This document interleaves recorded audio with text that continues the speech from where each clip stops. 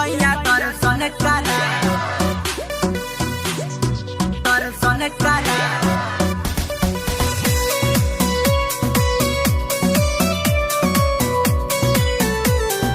दर्शन करा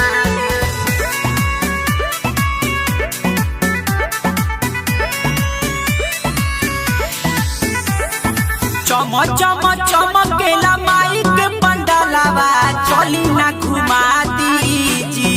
चली ना घुमा दीजी दर्शन करा चम चम चमकेला माई के पंडालवा चली ना घुमा दीजी नव दिन नमी में आवतारी मैया ए सैया दर्शन करा दीजी नव दिन नमी दर्शन करा दीजी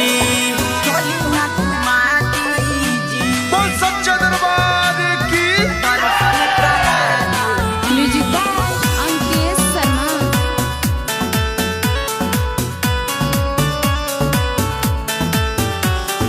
बड़ी मन भावन लागे मूर्तिया जी चंदवो से सुनर लागे सुरतिया जी अरे चमकेला माथावा के बिंदिया बिना देखले नया बेला निंदिया जाई के बजरिया से ताजा फल फूलवा सैया ले आ दीजी नव दिन नमी में आवतारी मैया ए सैया दर्शन करा दीजी नव दिन नमी में आवतारी मैया ए सैया दर्शन करा दीजी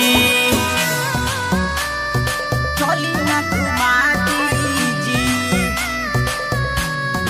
म्यूजिक अंकित शर्मा।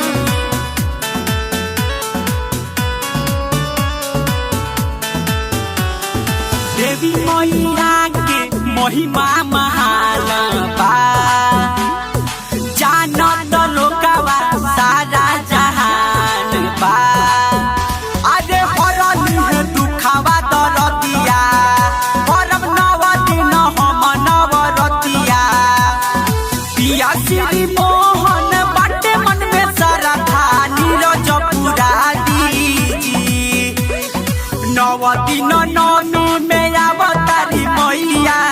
ए सैया दर्शन करा दीजी नव दिन नमी में आवतारी मैया ए सैया दर्शन